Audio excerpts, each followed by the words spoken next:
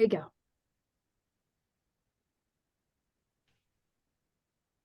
All right, good afternoon and welcome subcommittee members and members of the public to this April 24th, 2024 Governor's Workforce Development Board Barriers and Underserved Populations meeting. For the record, my name is Ken Evans, Chair of the Barriers and Underserved Populations Subcommittee. Katie, will you please take roll call, confirm a quorum, and verify posting? Sure thing. Thank you, Mr. Chair. So first for roll, we have Chair Evans. Present. Thank you. Vice Chair Tyler Gardner. Present. Thank you. Jerry Merritt. Present. Thank you. We have George Galt. Present. Thank you. Kevin Landry. Present. Awesome. Thank you. Dave Drybelbis. I'm here. Thank you. We have Derek Jimpy. Present. Thank you. Evelyn Thompson Hilbert. Present. Thank you. Crystal Slaughter. Present. Thank you. And then I don't believe Mike Yoder's on here, but I think he gave me a pre-notified absence. And then just for our non-voting members, we have David Schmidt. Present. Thank you. And Cam Green. Okay. All right. And with that, Mr. Chair, Katie Gilbertson, Governor's Office Workforce Innovation for the record. I hereby affirm that this April 24th, 2024 Governor's Workforce Development Board Barriers and Underserved Populations Subcommittee meeting has reached a quorum. I further affirm that the agenda and notice for this meeting were properly posted pursuant to Nevada's open meeting law, NRS 241020. All right, thank you very much, Ms. Gilbertson. Before we proceed, I kindly request that anyone who speaks today to identify themselves for the record. Additionally, if you're not a member of the subcommittee, please wait to be called upon by myself or give feedback during public comment. And with that, we'll move on to agenda item number 4, which is public comments. Members of the public on remote technology are invited to provide comments at this time. No action may be taken on any matters during public comments until the matter itself has been included on an agenda as an item for possible action. Any public comments on the telephone? Okay. Any public comments on Zoom? And I can see everybody on one screen. Don't see anybody. Okay, no. We'll go ahead and close out agenda item number 4 and move on with agenda item number 5. For possible action, is there any discussion before I call for a motion to approve the January 24, 2024 Barriers and Underserved Populations Subcommittee meeting minutes? Any discussion? Okay, hearing none. May I have a motion to approve the January 24th, 2024 Barriers and Underserved Populations Subcommittee meeting minutes? Motion to. Okay. Kevin Landry, motion to second. Okay. Okay, I have a motion from Ms. Thompson Hilbert and a second by Mr. Landry. Any further discussion? All those in favor say aye. Aye. Aye. Any opposed? Any abstentions? Okay, motion carries. Please let the record reflect that the motion carries. Moving on to agenda item number 6 for discussion/information only. I would like to recognize Vice Chair Tyler Garner, Subcommittee Member Evelyn Thompson Hilbert, Subcommittee Member Kevin Landry, and myself to provide an update on the Barriers Work Group progress. So I know we've had some things that we've been doing. So before I say anything, let me ask Vice Chair Tyler Gardner, any comments for the record at this time?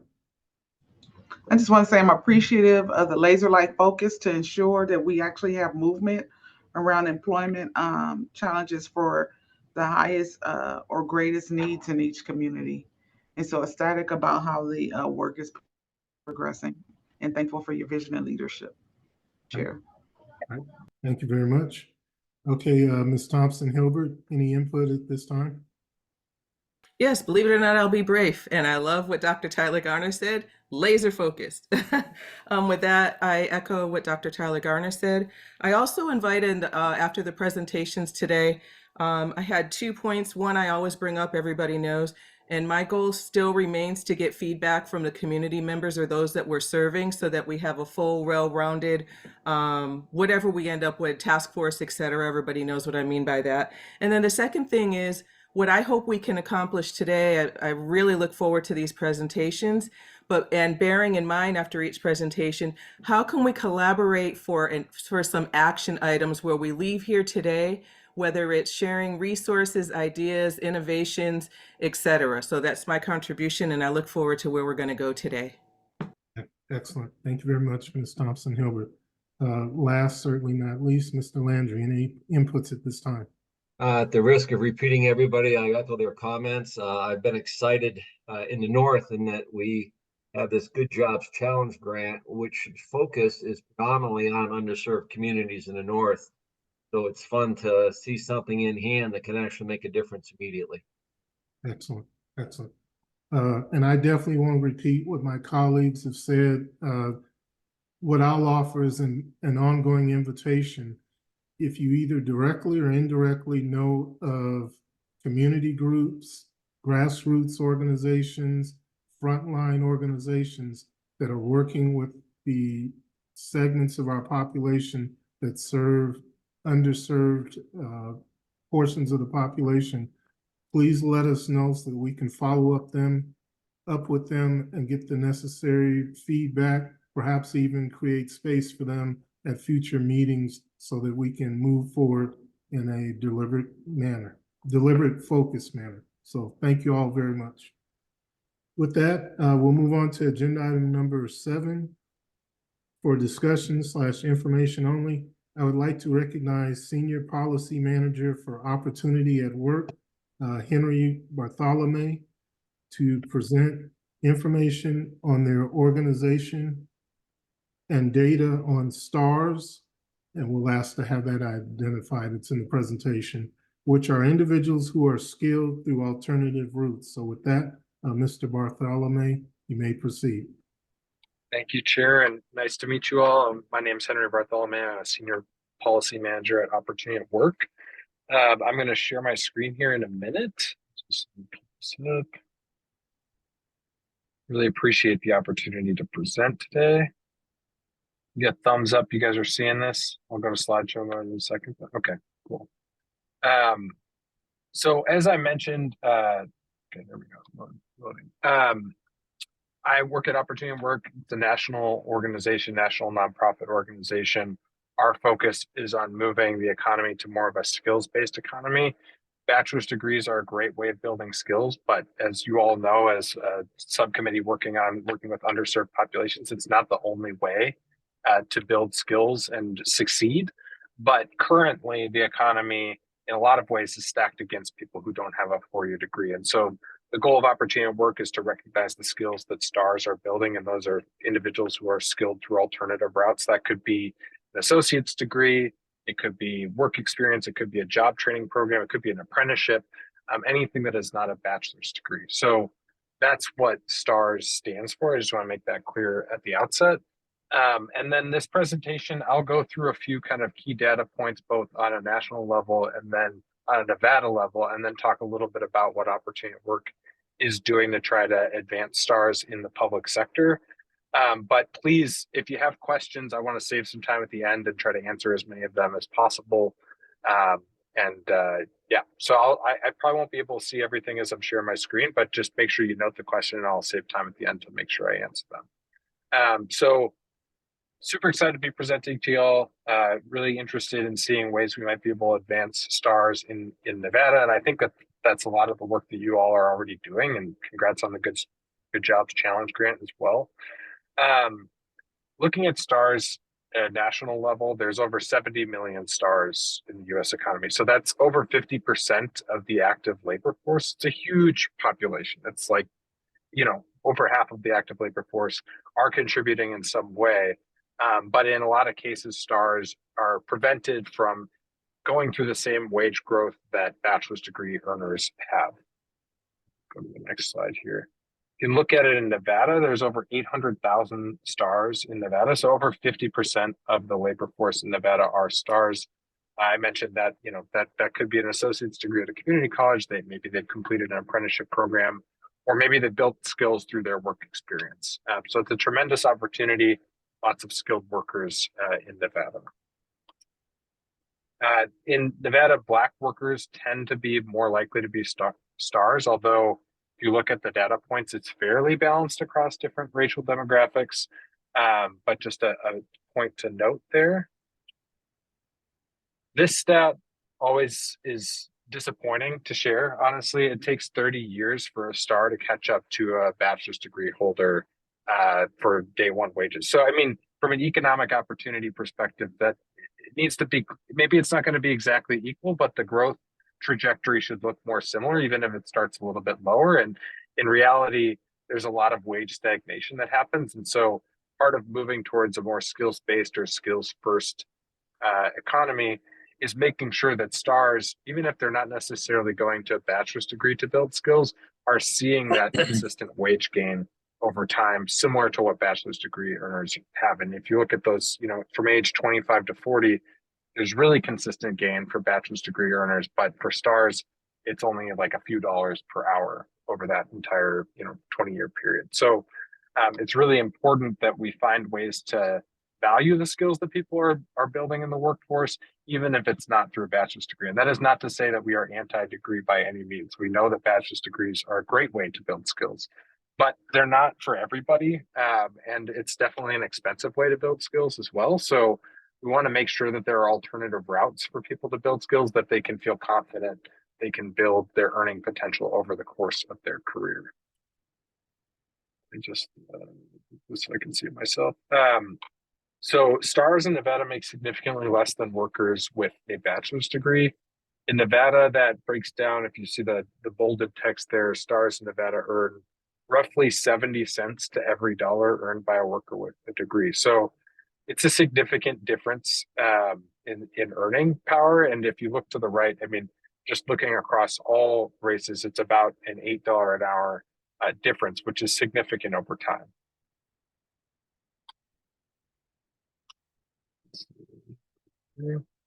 So the Nevada economy is uniquely concentrated in travel accommodations, Las Vegas being probably, I don't know the stat exactly, but it has to be one of the most visited cities in the country, stealing all of sports. I'm based in San Francisco. You guys are getting all of our sports teams in Las Vegas, so congratulations. And with a lot of stars more likely to work in office and administrative occupations, travel clerks, ticket agents. While stars make up 60% of the workforce, they represent 66% of all low-wage workers in Nevada, which is not surprising. I mean, that reflects a lot of the national numbers, but there's an opportunity there, right? If you can change the evaluation process or change the perspective of the hiring managers to at least evaluate stars. It's not saying that you're automatically giving stars the job, but like not Xing them out of the process before being evaluated. I think there's a huge opportunity both for employers to reach more talent for the roles that they're having a hard time to fill, and for stars to see upward mobility economically. Okay, let's make sure that I'm seeing the stats you guys are seeing here. Yeah, so forming stars, rising stars, and shining stars. It's kind of like three categories that we've grouped stars into. Shining stars are stars who are already in high wage roles today. So they are earning well, they're progressing in their career in spite of maybe some barriers that they've run into through the evaluation process. They're doing really well. Rising stars are stars that, based on the jobs that they have today, they have a lot of transferable skill sets into higher wage career mobility pathways, but they're not getting into those roles either by way of a degree requirement or in some cases just by degree preference. So even if the degree requirement isn't listed on the job, part of it is acknowledging that there are other ways to build skills. And part of the challenge is communicating with that, right? So like, even if you have those other skills, are you communicating that well on your resume? Is that getting recognized by the recruiter or hiring manager who's evaluating you? And then forming stars are stars who have skills, but they still need some additional job training or experience to be more mobile throughout the labor market. So those are stars who maybe going through one of your programs would be super valuable because they're working in a job that's, they're kind of capped out at $17 or $18 an hour. If they built 5 more key skills, they might be able to move into the next rung. And this is what, so my work, there's stars in general, private sector, public sector. I'm on the public sector team, so we're really focused on helping the public sector change its processes and think about stars as a really valuable contingent in their workforce. So I spend a lot of time working with different state, local, and federal agencies to see where they're at in their stars journey. Some, I think it's 20 plus states, and I'll get to the slide in a minute, have passed some sort of executive order or legislation that specifically calls out, hey, we want to remove degree requirements from some portion of state jobs. We want to embrace more of a skills-based approach to evaluating talent. But going from, executive order, that's awesome. It's a huge first step, an absolutely necessary first step. But then going to changing your practices all the way down from the governor's office to the hiring level on the ground is a process. And so we're working with different states on pilots to kind of evaluate what works best. And we know that it's unique state by state. Some states are civil service commission states, and there are some regulatory barriers. So we're trying to evaluate what are the best first jobs to focus on. But it's a long way of saying that we are launching a STARS public sector hub, and it's on May 16th. I've put the link in this deck as well that I think Katie, thank you for sending that out and for the invitation to speak sent out beforehand. So if you want to attend that, you're welcome to join. There's going to be a portion of it that'll be live streamed on the internet. Let's just a notation there.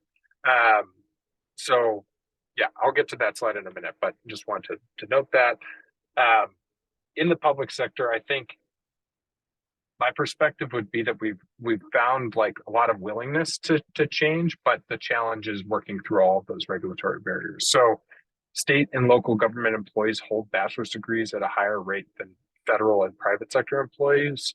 And some of that I think has to do with just regulatory barriers. So states and federal agencies and even local government agencies can get kind of stuck in their ways and can take a lot of steps to change a job description, remove a degree requirement where there was previously a degree requirement. And so what we're trying to do is figure out what is the best place to demonstrate that this is a good strategy, and then figure out ways to scale it across state, local, and federal government. Government has a once-in-a-generation opportunity to shape the future of work in the U.S. I think it's being demonstrated right now with all of these executive orders and legislation that are getting passed. Because stars reflect the diversity of our country. STAR experiences reflect the experience of all job seekers. So I know, my first job was before I ever had a degree, but some of the skills I learned working at a cafe have been used throughout my career: customer service, communication, all of those things that you learn, not through a degree, even if you learn some of it through a degree. And then STARS learning and earning journeys are looked at and supported separately. But they should be, they're inherently interconnected and interdependent. So there's a lot of ways that government can lead the way on this. I think it's already doing that with the executive orders and legislation. Now it's about kind of showing that the progress is happening from a hiring perspective. So seeing more stars in public sector jobs, more stars being promoted throughout public sector entities. Government drives economic opportunity and growth in a variety of ways through policy. So big P and little p. Big P is like legislation, laws, executive orders that are passed. Little p is through some of these different motivating factors that the public sector can play in their community. So being an employer, if you're signaling to stars, hey, this is a place where we want to value your skills. We're going to value you based on your skills. That is a great way to model to the community that stars can have public sector jobs, that the state or city or federal agency is interested in reaching stars. They can also use policymaking as a lever of change in their communities. Like I mentioned, there's been a lot of executive orders. I think 21 states now have passed some sort of executive order removing degree requirements. And then as a convener with their local employers. So, leveraging the big, Fortune 500 companies that are in your community, all the way down to the middle and small businesses, can be a huge way to change the way hiring is happening in your local community. This is the map of where we've seen executive orders or legislation passed. As you can see, the blue dots are states that have signed an executive order, so the governor's office, and then there's 6 states that have passed legislation through their House of Representatives or Senate. So it's huge progress. It's potentially unlocking access to 467,000 good jobs. The challenge is passing the executive order doesn't actually mean that the job is available for stars tomorrow. So it signals an intent, but turning that intent into action and seeing the jobs posted without the degree requirement, seeing stars evaluated for those jobs, and then seeing stars ultimately get some of those jobs, that's kind of that's the next phase here, is seeing how implementation works. And so it's really important that we capitalize on this moment to work with public sector entities to make sure that these policies work, because if they don't, oftentimes people just revert back to what they were doing before. This is a lot of text on a slide, so I will say that first off, you don't need to read all this text, but we have kind of 4 core components of the public sector hub that we are helping with. And I should note that this is a community effort. Opportunity at Work has a website for the STARS Public Sector Hub, but we're working with a lot of other nonprofit entities that have experience working with public sector. So we have a lot of data on star mobility. As I mentioned, there's forming, rising, and shining stars. So we can kind of demonstrate to government leaders, here's how many stars are in the city of Las Vegas. Here's how many stars are in these roles. Here's where there's like great mobility pathway opportunities if you only were to change the job description or remove the degree preference from the job. So part of it is telling the data story to say, we know that there are stars who already have these skills. It's just a matter of changing your practice and you will then reach those stars. Another aspect of it is storytelling. So sometimes, this is an idea that people have skepticism about. We want to help equip our public sector partners with the narrative design and the execution channels to make decision-making change within their organization. And then there's a lot of resources out there, some of which Opportunity at Work has developed, some of which our partners have developed, that we're kind of grouping into a different phased approach. So not all done yet, we're in the process, but the idea is that, if you're at the beginning of your STARS journey and you're saying, I'm interested in hiring stars, I have no idea where to start, we can direct you to this toolkit that our partner at the Volcker Alliance started, or this toolkit Cicero Institute started. So there's a number of different ways to plug in, but we're trying to kind of corral resources into one place. And then finally, I don't know if this is your experience, but my experience working in workforce development is that things can get a little siloed. And so we think that there's benefit of communication across states, not just within the state. So there's a lot of specificity to Nevada and like the way things work in Nevada that's probably useful for other states who are encountering similar issues. And there might be other states who have gone through some of the changes that you're trying to implement and might have pointers on what works and what doesn't. So it's partially a community of learning so that, different state leaders who are interested in doing this work are able to meet each other and get together. But I also think from a action perspective, there's a lot to be gained from looking across state lines. So I think I'm getting close to the end here. So yeah, this stuff will all be in the slide deck. You can check out the website, check out the press release. Again, the full launch is on May 16th. Actually, this week, a lot of our team is in DC, which is where we're based for the National Governors Association Skills Summit. And so there's a soft launch happening on Friday there at a breakfast, but the full launch is on May 16th. So it's been great work, lots of different partners, lots of different states involved, and we'd love to have Nevada involved as well. So I'm hoping that gives you like enough context, and I'm also happy to follow up offline with anybody who has questions. And like I said, here's a registration link for the launch. So if you want to attend, you can click that there. And I'm going to stop my share here. Now I can see more people. All right, Tiffany, I see you have your hand up. I think, let's see what chat says too. Yeah. What I'll do is, if I may, I'll kind of steer us through, but I am going to catch everybody. Uh, I'm notorious for asking questions, so I typed them in so I could come back to them and not interrupt you. I'm trying to get better, y'all, you see. First question is, are you connected with the Workforce Connection skills-based, career-ready evaluation and certification process? And to dovetail with that, Ms. Thompson Hilbert asked the question, are you connected with the ACT National Career Readiness Certificates? So, if you would. Okay. I'm just reading them. I'm trying to think. I know we're connected with ACCT, but I'm not sure that we're connected with ACT National Career Readiness Certificates, but I'm going to note all these and take a look into them. There's a lot of organizations. I think there's probably way more partners we should be working with. We're like starting somewhere, but we know that there's a lot more, and we probably have a DC bias because a lot of our staff are based in DC, but these are great recommendations. So ACT, I don't think so. Disconnected Youth, 42K in Southern Nevada, I don't think so. We haven't done a lot of work with Nevada yet, so it's a bit of a new experience. So I'm really happy to meet all of you today. Okay, real quick nuance or insight. And the reason why we're bringing up the ACT is because Workforce Connect, I'm sure you already know, we have 2 local boards in Nevada. Well, I want to say both our boards have been working with ACT. A real quick note with Nevada Works, is that correct? Do y'all work with the ACT as well? We do. We've got some work to develop it a little bit stronger, but short answer is yes.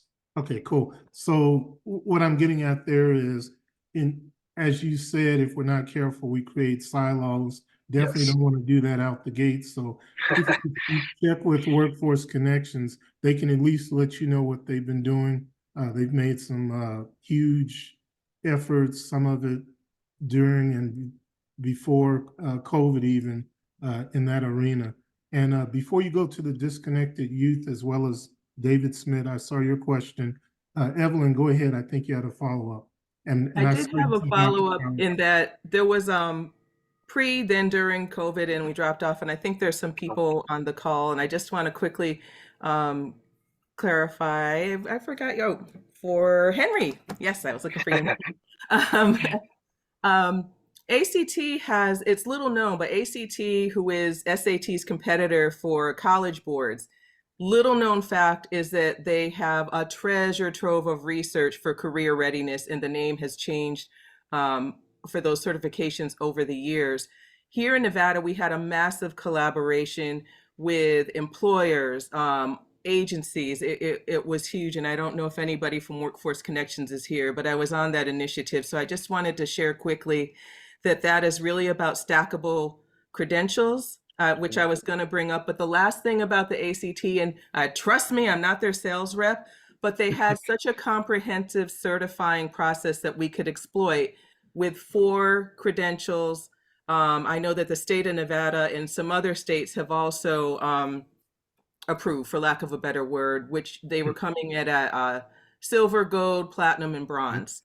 Correct. And then on the back of those are the physical, but they show the work readiness of the individual that takes them in a different array of areas. And I just wanted to put that into the space because, to your point about silos, I hate silos, and I think we have tremendous resources when we come together with this kind of stuff. So I will be quiet and we'll let everybody talk. No, good stuff.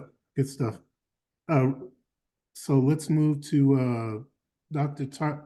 Actually, yeah, go ahead, Dr. Tyler Garner.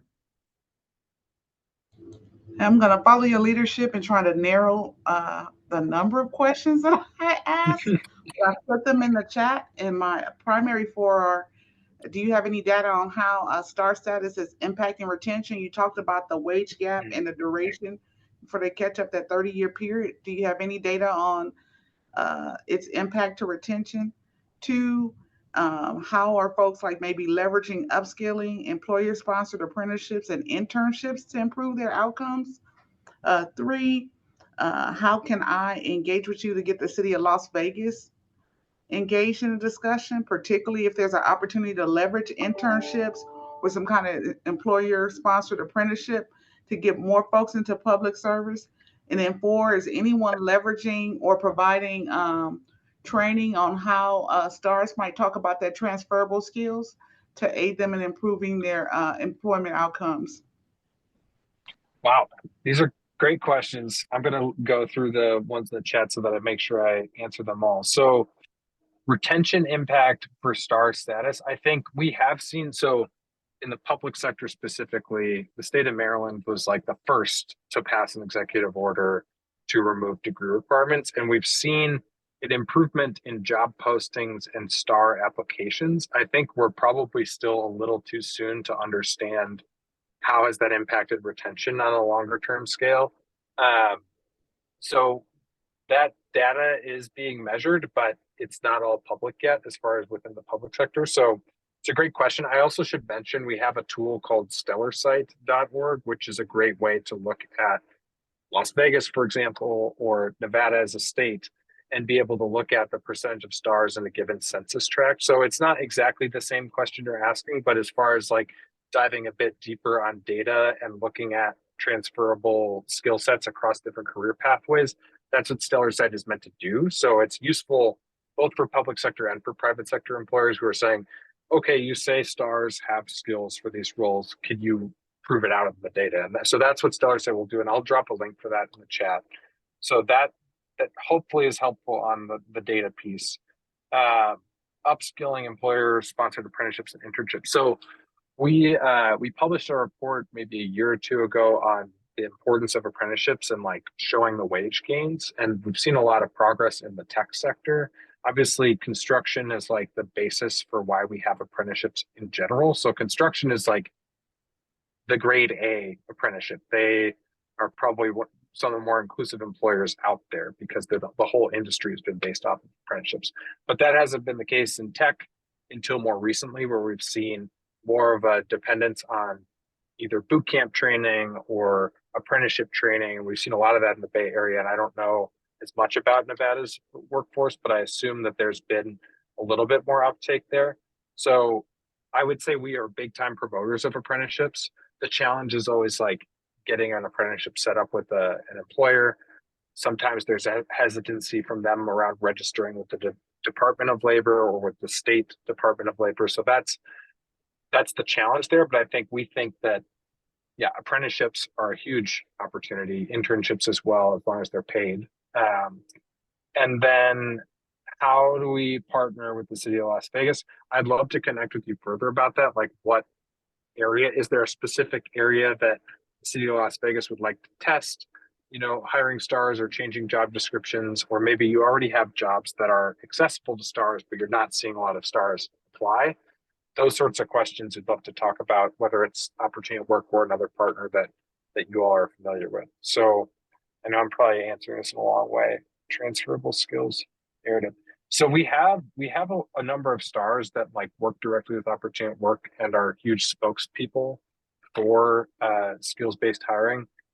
The shirt I'm wearing, the tearthepaperceiling.org, that's a national ad council campaign. I don't know if you guys have seen it in Vegas or not. Like, it depends on, it's basically, Smokey the Bear, that's a national ad council campaign. So these kind of public awareness campaigns, the ad council decides on one every few years to kind of champion, and Tear the Paper Ceiling is what they decided in 2022.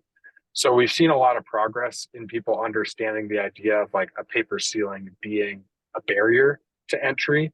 And so a lot of stars are kind of at the forefront of that movement, talking about how they're not one in a million, they're one of millions.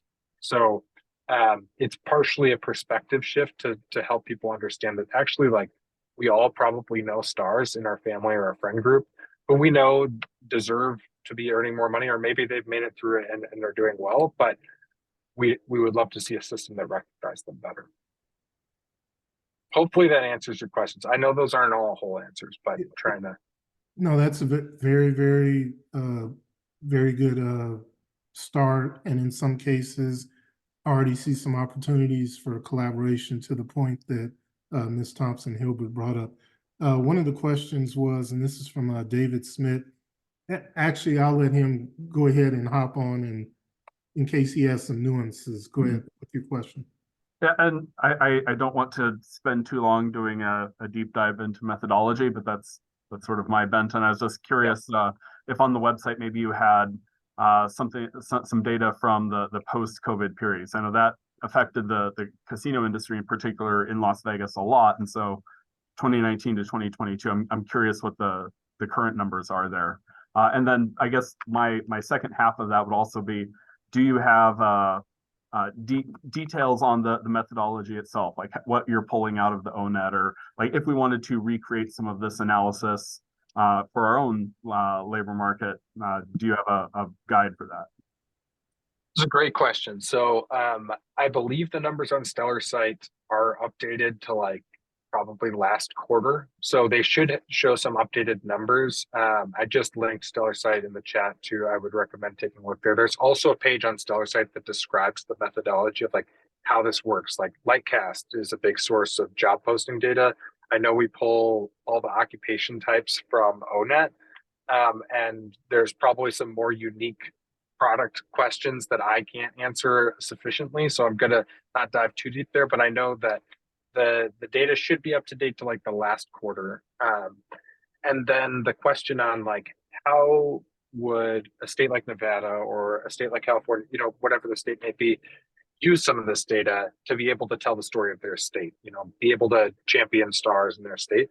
And we're in the process of kind of trying to build out some of these like templatized decks. So you could go into Stellar site and say, hey, I want to see software developers in Nevada, and I want to see like what is the opportunity for stars to move into software developer roles, like what % of software developers are stars.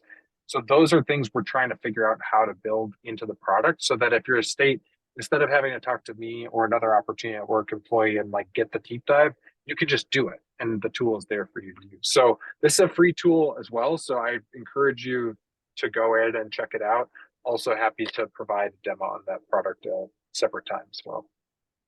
Excellent. Okay. At this time, I want to say thank you very much, Mr. Bartholomew. Great presentation. Already some opportunities for unsiloed. I don't know if that's a collaboration, but thank you again very much. There'll be the ability to interact offline via Ms. Gilbertson. So thank you again. Thank you.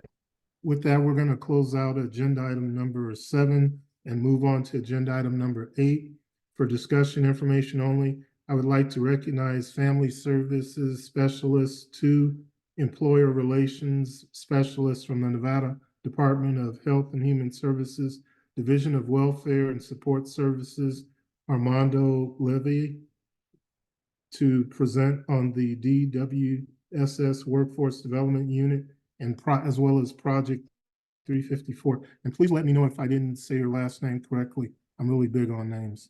Oh, it's Leva, but close enough. Thank you. No, Leva. I'll make sure I get that correctly. Please proceed. Thank you, sir. I'm, for the record, Armando Leva from the Workforce Development Unit of the State of Nevada Welfare Division. Today, to speak a little bit about what our Workforce Development Unit does, how it may differ from the approach of other workforce development departments in the workforce system. And also, we were asked to explain what Project 354 is for perhaps some newer members who aren't aware of what this project is, which actually correlates with what our last presenter is looking into. So we look forward to having that offline discussion. There is the title page. I am not Michael Yoder. I'm sorry. But I hope to do just as good a job. So let's go to the next slide, please. So our unit was founded in late 2019, but didn't begin our current operational model until 2020. And I'll explain why in a moment. Our staff composition and experience, we have about maybe a dozen, maybe a little bit more employees to cover the state of Nevada statewide. So we're probably one of the smaller workforce development units. As far as experience goes, nearly every one of our team members is a former TANF case manager or a SNAP case manager, which means that all of us on this team have direct social service mentorship experience working with the population that we all serve. And that informs the way that we approach our work, which I'll discuss in a moment. But one other unique facet of our team is that because of our smaller composition and our shared background, we're one of the few teams, I don't know if we might be the only one, that both attend larger, I guess you could say macro level strategic meetings like this, but is also simultaneously working directly with our clients and employers at the same time. So we're touching all three bases simultaneously, and that gives us the advantage of getting live feedback as well to see if things are working or not, and then report that out to the rest of the system. Our approach to workforce development is founded on the social service philosophy, which I said. In future slides, you'll see exactly what we mean, but essentially, our approach is to take as holistic a handling of each client as possible. I know that term is used a lot, and what we mean by that is it's not just the professional training, the professional development, the soft skills, and the usual things that accompany the process of workforce development, but also personal rehabilitation, right? Helping clients to develop those personal habits, those skills, eliminating barriers, if there are some that tend to be resultant with the low-income population. Now, historical precedents, like I said, we were founded in late 2019, and we were composed of individuals that were plucked from different parts of the TANF department, which is called NEON, New Employees in Nevada, that were all individually working on workforce development projects. And so it was decided by the agency it would be best to just create this unit so that we could focus more on this and not have to split our time between those projects and managing our caseloads. Now, as we all know, 2020, we had lockdown, and this was cataclysmic for many reasons. However, we did not panic because at that time we decided, well, why not create all of the opportunities for our clients that we always wanted when we were case managers? And we started looking into the history of welfare and the work first model, which we were all trained under. And, you know, anecdotally, we felt it didn't necessarily provide the results that everyone thinks that it does. And, you know, we could go into all the reasons for that in a whole other presentation, which could be an hour long. But essentially, the way the work first model was settled on for welfare nationally was due to several pilots that they ran at different welfare offices, primarily in California in the mid-90s, prior to welfare reform in 1996. Each office piloted a different approach to employment and training. And the office that had the best results, meaning that all of the clients nearly were employed at the end of the pilot program, was the Riverside Welfare Office, I believe, which used the workforce model. And so because of that success, it was adopted as the model nationally. From our research, we discovered that almost all of those people were contacted by a group doing research almost a decade later, and nearly all of them had actually lost their positions. It turns out that they were all hired by auto plants that were moved offshore several years later. And the offices that had the best results were those that used the train to hire model. Those people over the long term ended up being able to transition permanently out of public assistance and a low income lifestyle. What is train to hire? That is where an individual is assessed for what pathway they might be suitable for vocationally and industrially. They identify what their barriers and strengths are. Those are attended to individually. They are trained in professional short-term training, and then a entry-level professional job is negotiated for them at the outcome of that training. So we decided to start implementing that, and we've been able to have good success with that. Let's go to the next slide, please. Oh, so a lot of information on this one. I'll try and zip through it as quickly as possible. We do cohort and individual development. So what does that mean? For cohorts, we go directly to employers. Sometimes they come to us. Sometimes our colleagues at theater may come to us with employers that have a certain type of position they're having a hard time filling, high vacancy. Perhaps it's a manufacturer that needs machinists. Perhaps it's a tech company that needs cybersecurity or networking professions. Perhaps it's a healthcare company that needs an allied health position filled. So what we do is we talk to the employer, we find out what their needs are. what their pain points are, why they feel that they're unable to retain these workers, or perhaps why they're not able to get this position advertised as widely as they should. We take a look at what training might be needed for that. We'll contact one of our local educators. We'll show some curriculum to the employer and have them provide any input that they feel would be useful for their specific role and location. And then we start assessing clients. And by assessing clients, we do a focused outreach and recruitment. So we have the technology available internally to reach our TANF clients through text message and email across the state. We use something called a reverse referral model. We also, as our unit, we handle the volunteer program. We contact those sites and have them assess and refer clients to us. And then we also have our case management divisions for TANF and SNAP-IT assess and refer clients to us also.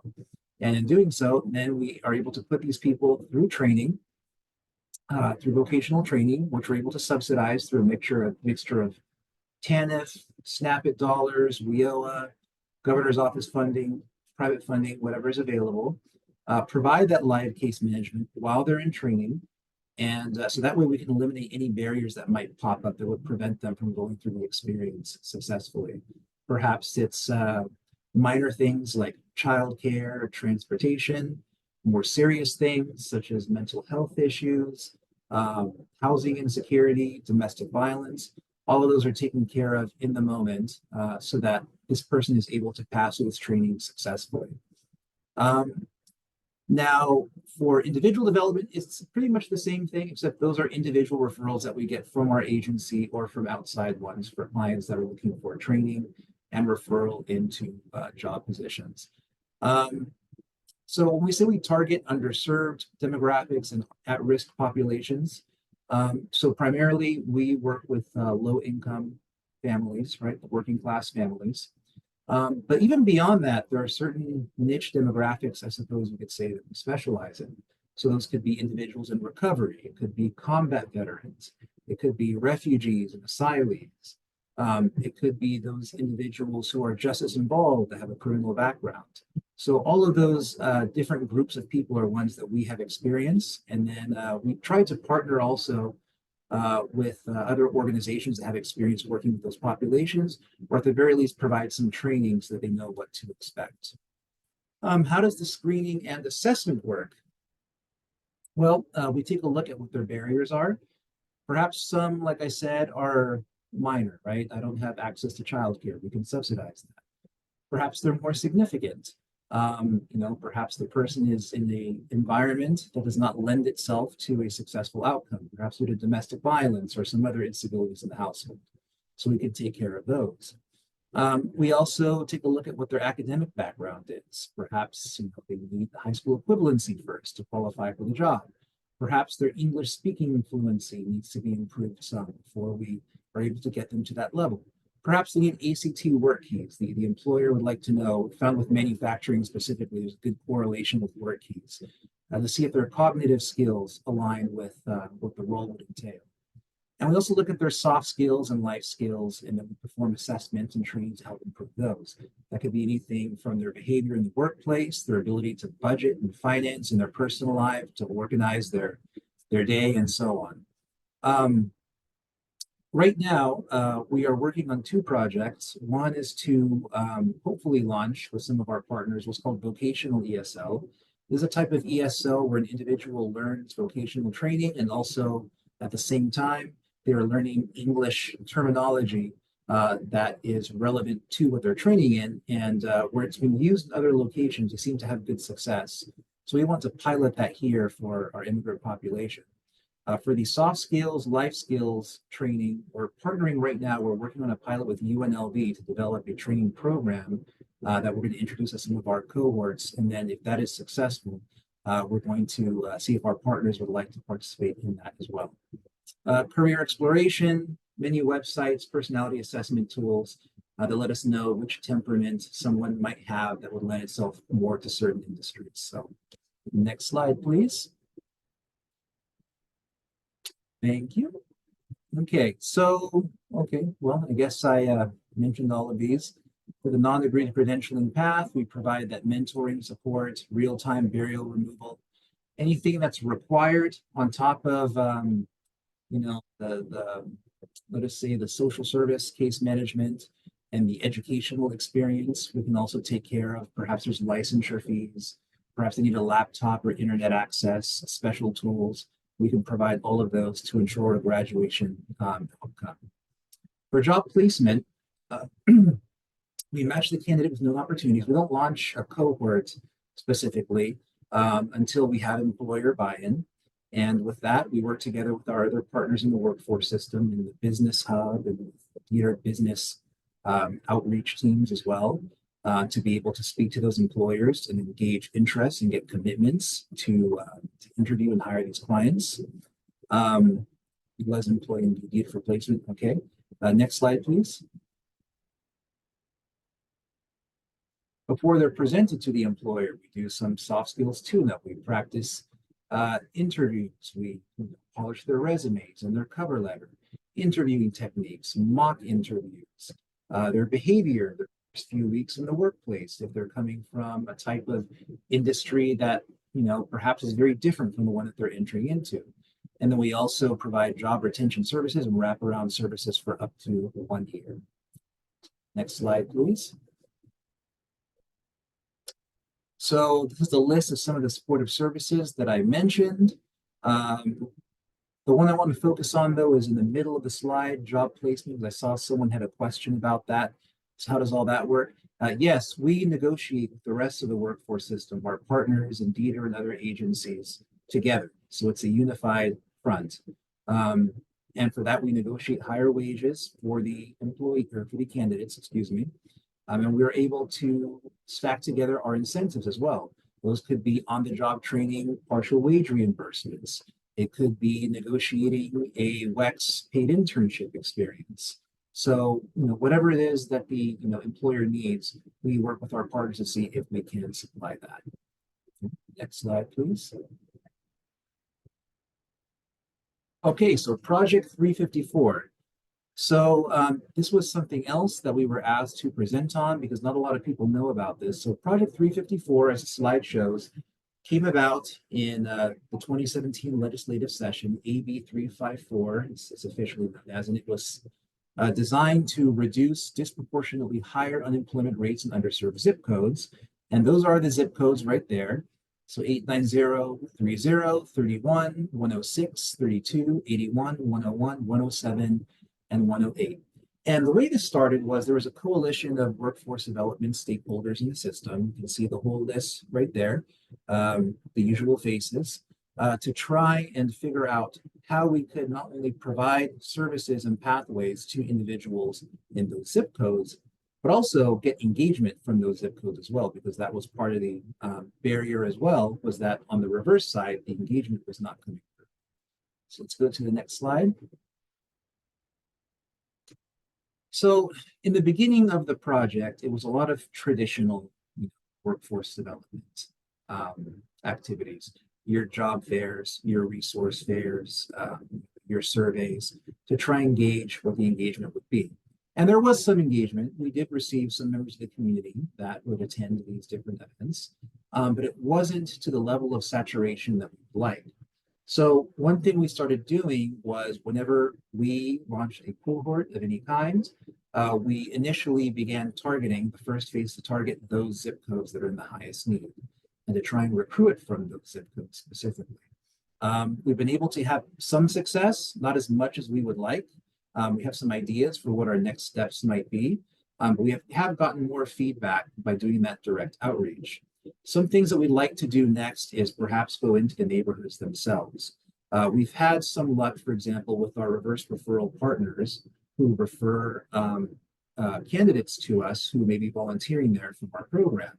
Why not use those same community stakeholders that may have established more trust and more confidence, with the people in the community to start identifying potential talent and to help us with that recruitment and to help us sell, as it were, these resources, to those who would need them. So that will be the next step that we're looking at. We also want to take a look at perhaps conducting some of these trainings in those zip codes as well, whenever possible.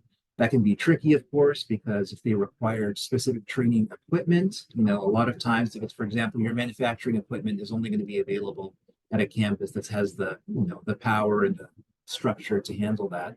But whenever possible, that might be something else that we can look at as well. So we've not had one of those workforce development meetings in a little while. I imagine there's one pending because I believe it was moved to quarterly and the last one was canceled. But if anybody would like to take part in that project, we are more than happy to have you and to see what we can do to continue pushing that effort forward. And I think that was the last slide, was it not? Hey, there we go. So if anybody has any questions, there's Mr. Yoder's contact information, as well as the general email address for our team. So if you have any referrals or general questions, you can shoot them there, or feel free to email Mike or myself. We are happy to talk to you about that. And that was a mouthful in 10 minutes, so. No, very good, because now we're going to move into, it gives us ample time for Q&A. Thank you, Mr. LeVay. Leva. Leva. I'm going to get, that's right, EI. No worries. Call me what you like. Thank you. With that, what I want to do is first go to Dr. Tyler Garner and then go to Kevin Landry.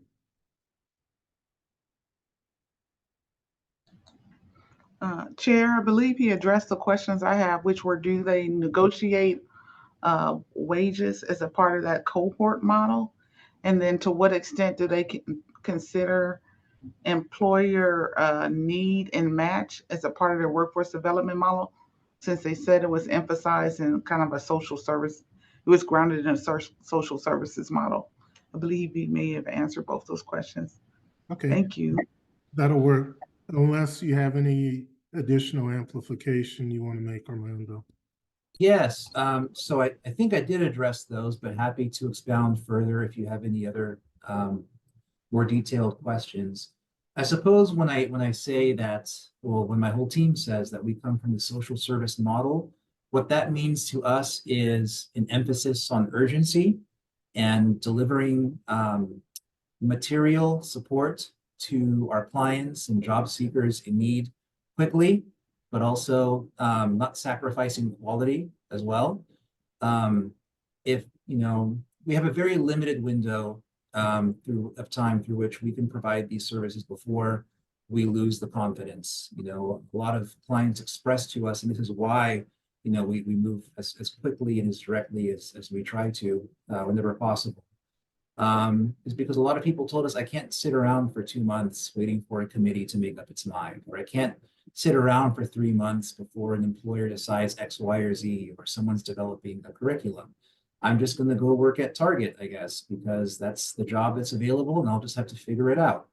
And so we don't want people's quality of life and also their confidence in the workforce system to diminish because we can't get our act together faster, right? We can't assemble our resources in an expeditious manner, for the people that we're supposed to be serving. So just wanted to clarify that point right there. It wasn't just the holistic aspect, but the speed at which it's delivered. Excellent. Okay, next, Kevin, and then David, and then we'll circle back, time permitting, to Dr. Tyler Garner. Go ahead, Kevin. Kevin Landry for the record. I have 2 questions. Reading or looking at this presentation, it's eerily similar to the charter of our workforce centers, whether it be Workforce Connections or Nevada Works. I don't see anything that's distinctly different or unique about it versus what the business plan would be for Nevada Works or for Workforce Connections. So I'm looking for what's different about you versus the 2 workforce centers in Nevada. And my reason for asking that is, what confusion are we causing the client base?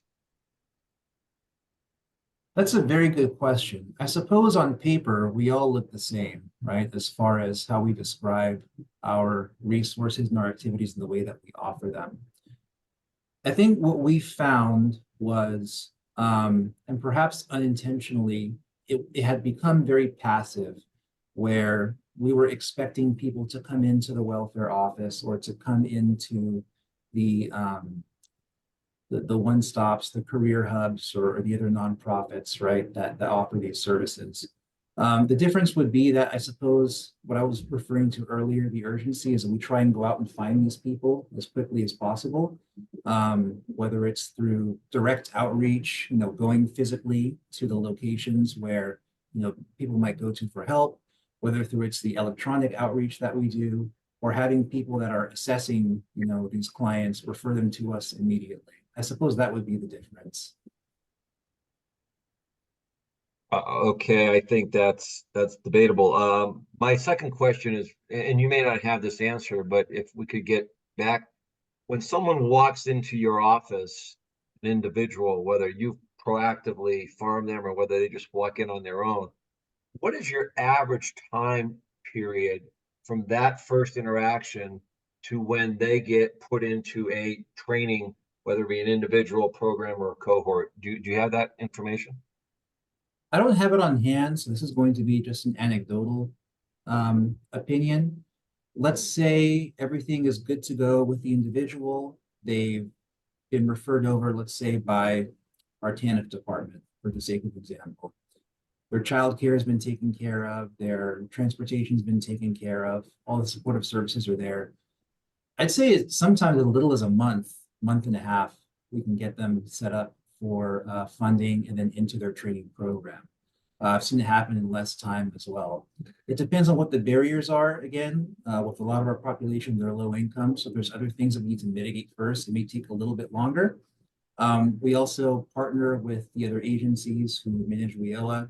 They have their own prerequisites they have to attend to.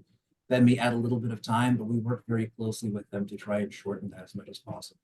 Yeah, I think that's one of the challenges you and the workforce centers all have is from the moment the person touches the system for the first time, that's where we really have to start the count. And my personal experience has been, we need more urgencies, in Nevada and in all our states. We have some workforce centers that are, very quick and, very, client focused, priority driven. We have others that, truly from day one, they take 3 to 4 months before they're ready to process the person for training.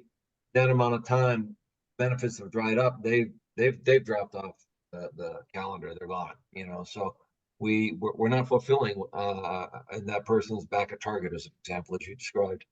Yeah, I agree completely. Okay. Thank you. I appreciate it. Thank you. Thanks. Next up, because I'm going to manage time, David, and then Dr. Tyler Garner, and then we'll have, I'm going to need to wrap it up in 6 minutes. But go ahead, David. My questions are all pretty numbers related. I'm kind of curious, like process wise, and this might be too long to answer right now. Like how do you target individuals? Is it people within the system, or like you mentioned going out and finding people in the community? So I'm kind of curious how that works. Also, what the size of a cohort is. May have touched on it, and maybe it's flexible over time. And just like overall from the 2022, current period, roughly how many individuals are we talking, and do you have a sense like of those who have participated, like what's the success in maintaining that attachment to employment? Yeah, that probably is a larger conversation. We'll have to go and pull those numbers for you. It's a little bit tricky because a lot of these approaches we've had to sort of manufacture in-house, because the software that the welfare division uses doesn't lend itself to capturing a lot of the data that we would like, right? As far as geographic locations, demographics, and what have you. So we've started capturing our own information, which we're happy to share with you, of course. As far as how we target these individuals, a lot of it has to do with where the employer is located, because we start with that, of course. So, the employers in North Las Vegas, we're probably not going to target in, Boulder City or in, Mesquite, for example, but as close as possible to that region. We want to take a look at, what the training is actually for, which individuals do we have perhaps on our caseload that have prior experience in that. Those would be low-hanging fruit. The size of the cohorts, it also depends on the employer. We've done as small as 3, as big as 12. We try not to go beyond that, because then they get a lot harder to place, of course.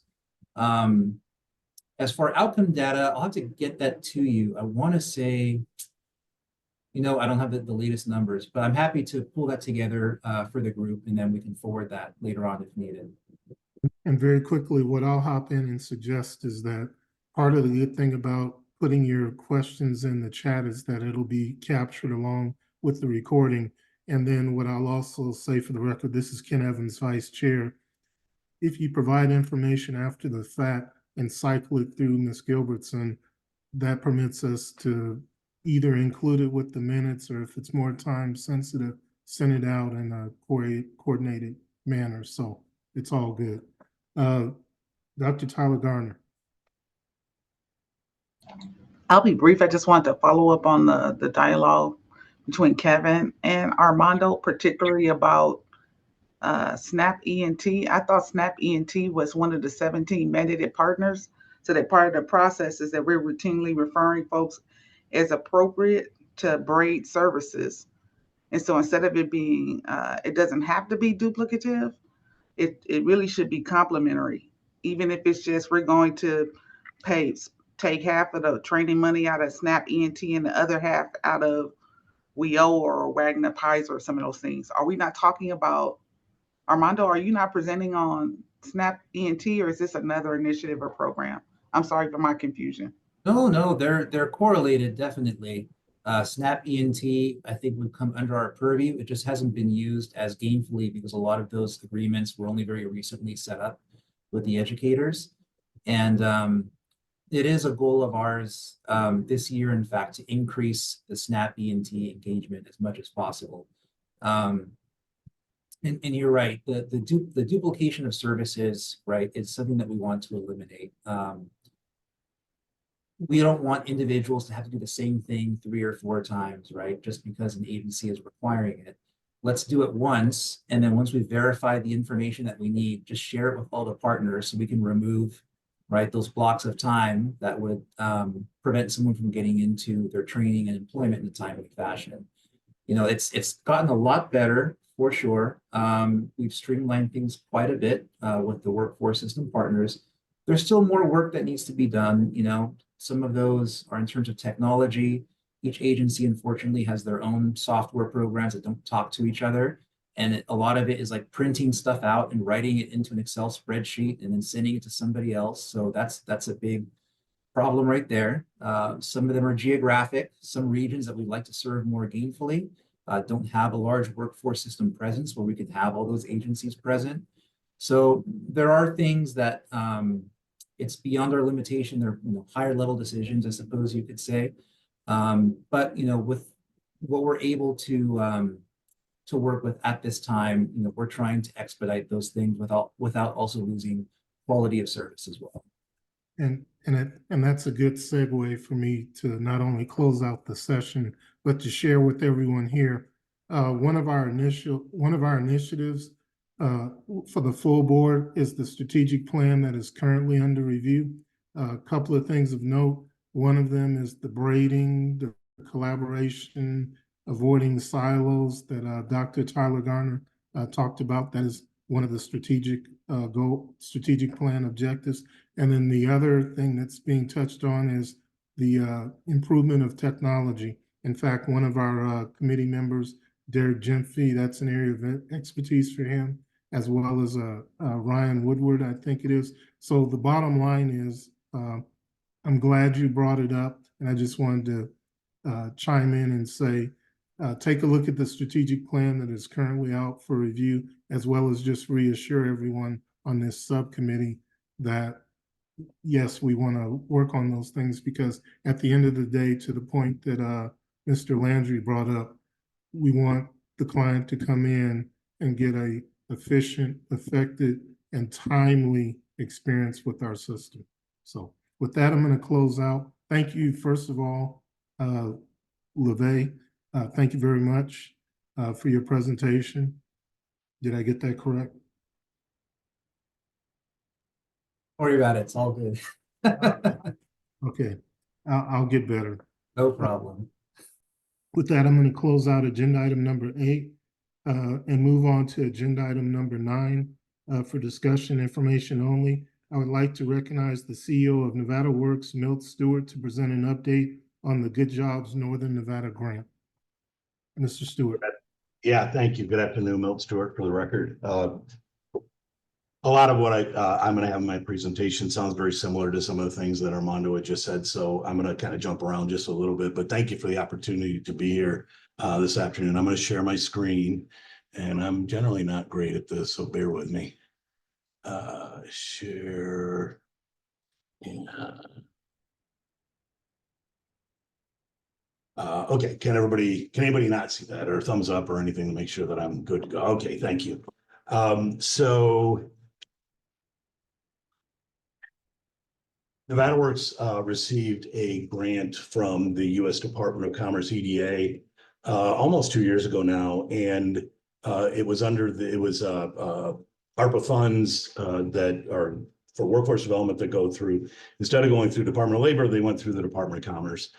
And so Nevada Works responded to the notice of funding opportunity, and we're grateful that we were selected as an awardee. So there were 509 applications and 32 awards, and Nevada Works was selected as an awardee. And so I think that really spoke to the model that we're trying to create and really amplify what the work that we're doing through the Workforce Innovation Opportunity Act, and really put that on steroids, if you will, so that we can provide better and higher level of services.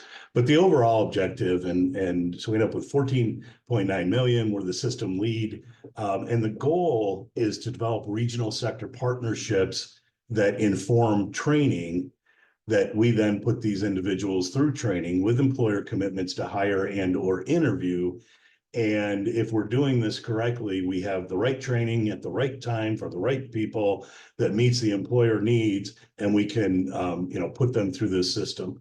The focus is on underserved and underrepresented populations, which Armando listed a few of those. But it is the individuals that are justice involved, or reentry folks, or those with disabilities, low income, those kind of common barriers that we hear about. Nevada Works through this Good Jobs Challenge is utilizing this navigator approach. And long story short, and I've listed a lot of things here, but long story short, what we're really saying is, how do we deliver? I call it a concierge level of service. How do we deliver a high quality level of service for individuals that meets their needs, their barriers, and then wraps around them mentoring and supports during that whole journey. And then, we're providing soft skills through the journey. We're providing any type of supportive services that and trying to mitigate barriers, and then preparing them for placement. And in many cases, we have agreements, or like I said, employer commitments to say, hey, if I inform the training, right, as an organization or as an industry, if we inform that training and you put them through it, all of this things being equal, you get them in front of me, I'm gonna consider them for hire for employment or hire them. And for those of us that are in workforce development, that kind of hits the ear right? It kind of seems like that's what a workforce development system should do. Obviously, the devil's in the details, but that's really the model that we're trying to create here. So it is fundamentally WIOA, but we're really making sure that we layer on top of that some very intentional supports and really to make sure that people are successful. We're assessing their interests and aptitudes and identifying their barriers. One thing that I want to touch on is that we're intentionally utilizing support networks that are out there. And so one of the things that we did was reach out to the community-based organizations to identify what they could contribute to the system in general. And then as we were exploring, we found this platform called Unite Us. And some of you may be familiar with Unite Us, but effectively what Unite Us is, if you think, it really started as in healthcare as a referral system for doctors and for doctors' offices.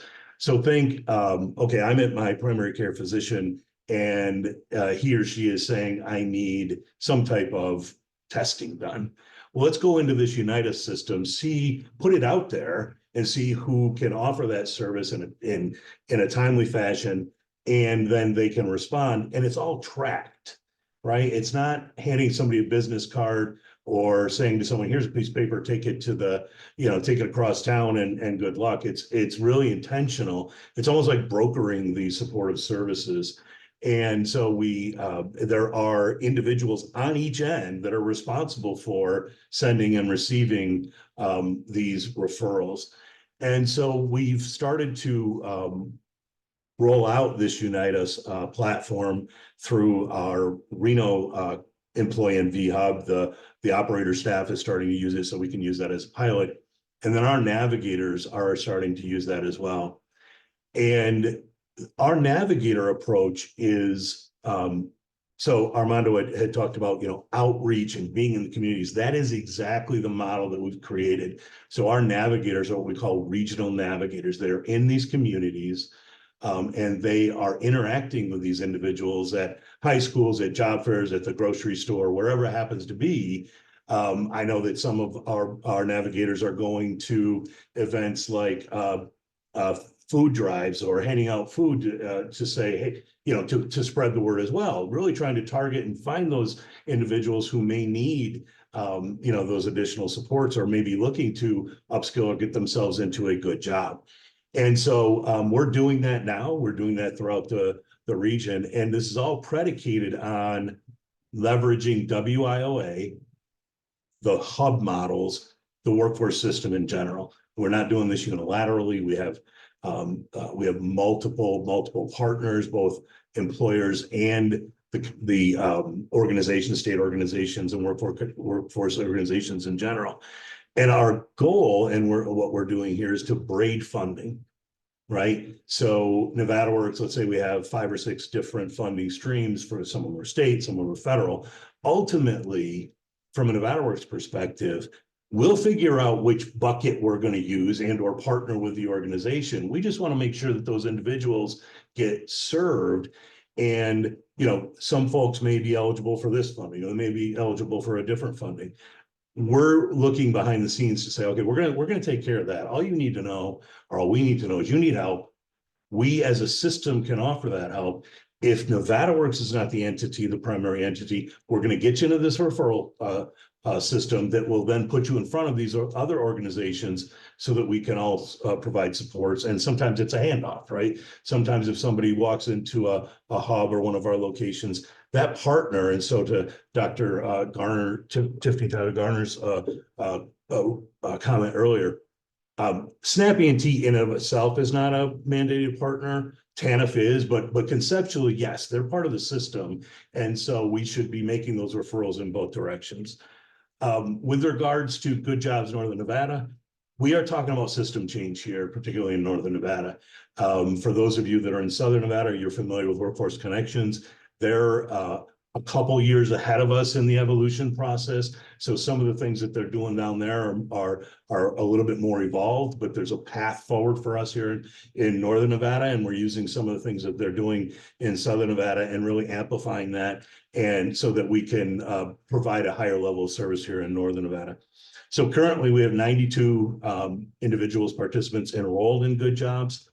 We have another 322 in the interest pathway. 105 are going to be enrolled in the next 2 to 3 weeks. And the ease of engagement piece of it, we have this interest form that is basically 5 or 6 things. What's your name? How do we get a hold of you? I think we might ask 1 or 2 demographic information, county, and so on. And that's mostly for routing purposes, because we want that the ability to enter into this system to be as low a bar as possible. And so we use this Good Jobs model, this interest form for Good Jobs, but not exclusively. If we get somebody in, it's really a pathway into the Nevada Works or into the workforce development system. We're currently piloting it out through Good Jobs, but the intent is we have QR codes, we have links, we have social media posted at the hubs and elsewhere at our partners to say it's as easy as scanning this code, getting to this form that will pop up, and give us a little bit of information. We're going to reach back out and we're going to start those conversations.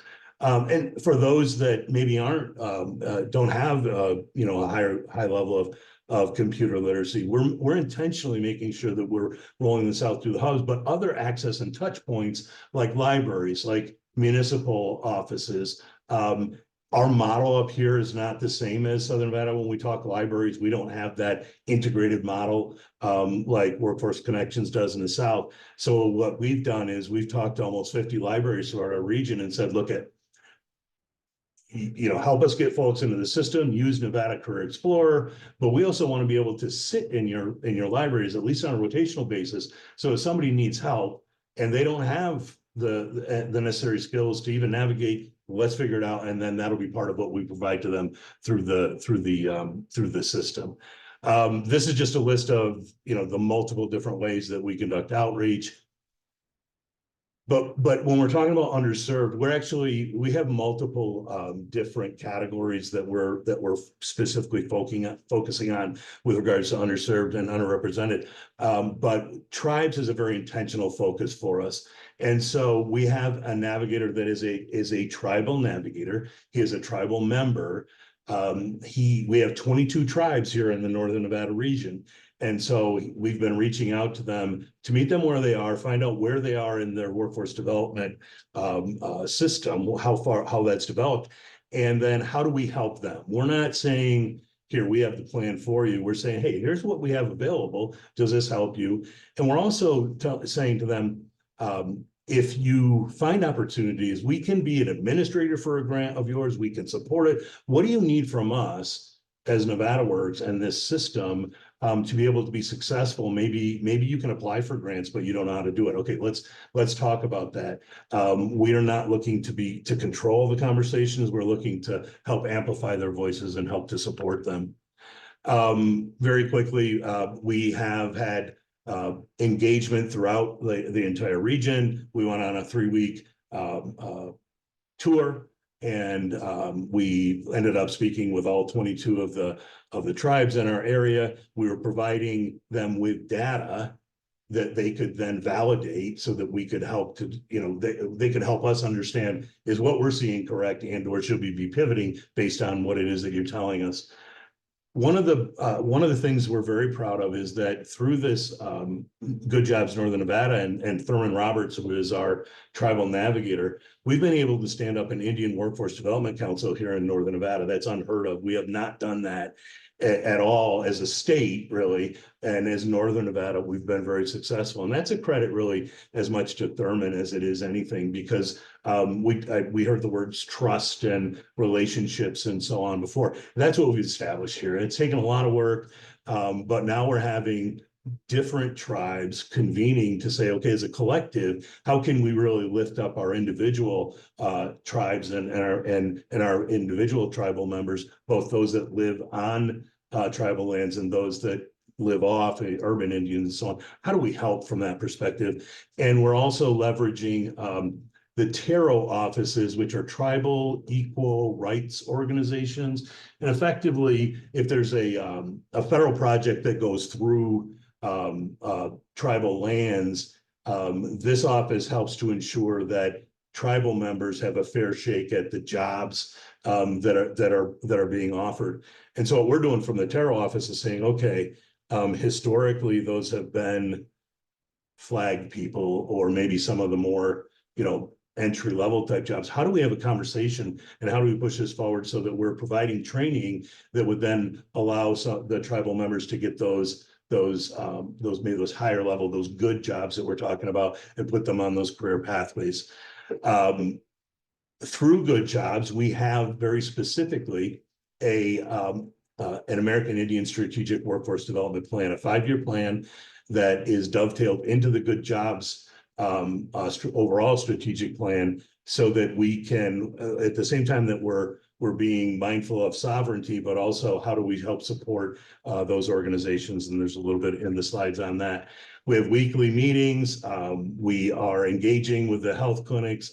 I mean, it's all to, you know, to provide and interact and engage and bring together as many of these disparate organizations and to start talking, right? And then once we start talking, we can start doing. And so we're really at that transition point where we stood up that Indian Workforce Development Committee, and we've had a lot of the conversations where we can move forward now. And we're doing that in collaboration with some of the organizations that you might be familiar with, the Nevada Indian Commission, Intertribal Council, and so on, so that we can make sure that we're casting a wide net as we can. We're also connecting the tribes with vocational rehabilitation, with the employee NV hubs, with the community college, to make sure that they understand what's out there and what's available to them. We've worked with Startup NV in Southern Nevada. They reached out to us and said, hey, we hear you're doing some work in Northern Nevada. We'd like to, can you help connect us with some of the tribes in Northern Nevada? So we did that, and they provided that 5-week entrepreneurial series to some of the tribes up here. And actually, it ended up that they started that up here and then are rolling it down in the South because we were a little bit, the model or the structure or the system that we have here is a little bit more advanced than Southern Nevada. So they're taking what they're seeing here and then they're bringing it down there, which I think is great. Anytime that we can, both areas can help each other, that's awesome. And then increasing access to tribal employment opportunities is very important to us as well.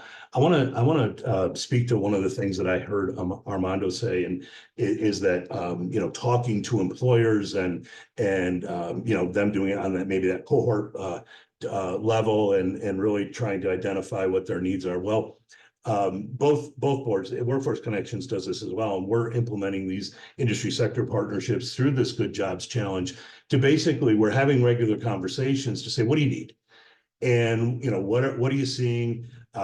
We have done an educational inventory here throughout the state, but primarily Northern Nevada, so that as we hear what the employers are saying that they need, we're looking at existing inventory to say, okay, do we have it? And if we have it, is it, do we need to do anything else with it? And so what we're hearing many times is these soft skills or basic skills or success skills need to be wrapped around. So those are some of the things that we're doing. But we're also, as we're hearing what the industries are saying, we also know that with underserved and underrepresented populations, there can be language barriers. There can be basic skills deficiencies in general. So we're working with the Title II partners, primarily the community colleges, to develop and wrap adult basic education and English language learning around some of the training, so it's contextualized for that training. One of the things we've heard, and I can't recall which community college it was, but it was basically, it was for welding actually. We can teach them. They'll pass that practicum and without any problem. But they struggle with English language learning or some of the other basic skills. So we're hearing that and saying, okay, well, it sounds like there's a training program that's working well. How do we make sure that we're providing these other supports around it so that they can be successful? This is our sector strategy approach and the priorities. And again, you'll all have this slides deck. Talks a little bit more about the sector committees. Through this, we not only are we having these quarterly meetings, we're also bi-monthly sending out employer hire surveys to the employers that are part of our industry sector partnerships to see how things are going in any given or more real time, right? And I know, David, we talked about this a little bit, but trying to feed a little bit more real-time information into the system so we can kind of balance things out. So I know that we've heard that certain occupations were available at one point, and then maybe cycles, whatever it happens to be, we've said, okay, that's not right now, we're good. So how do we kind of go in this direction? Now, it's easy to say that, it's not exactly easy to do it, but the model that we've created, and I really want to point back to one of the things that Kevin had said, the model that we're creating, I want to make it so that our delivery of service model is that we can turn someone around from all the things being equal, that we can turn someone around from walking into a hub or filling out a survey to actually being bought in a seat in a training within a month at the very outside. Now, there's a lot of things baked into that. The folks that have fewer barriers, I anticipate that we should be able to do that in a shorter period of time. The more barriers or constraints or supports that an individual needs, that could push that out. But we're trying to be very mindful to the fact that when people need the help, they need it then, right? And so we're trying to the extent that we're able, we're trying to bring everyone together, whether it's co-location, whether it's through Unite Us, and say, how do we pre-plan to the extent that we're able to be able to support some of these needs, and so that we can turn someone around in the shortest period of time. So we're working towards that goal, and we're starting to collect that data now on how, what that turnaround time is. As you can imagine, it's not the easiest thing to collect from a data perspective, but I feel like as we move into into the next program year, and as some of the things that are transpiring here at Nevada Works from a delivery of service model, I feel like we'll be able to at least start tracking that as of July 1st, so that we can set some benchmarks. And then I'm all about continuous improvement. So if we're saying 4 weeks now, then I think it should be 3.5, 6 months from now. So we're starting those conversations now. Okay, pardon me, Milt.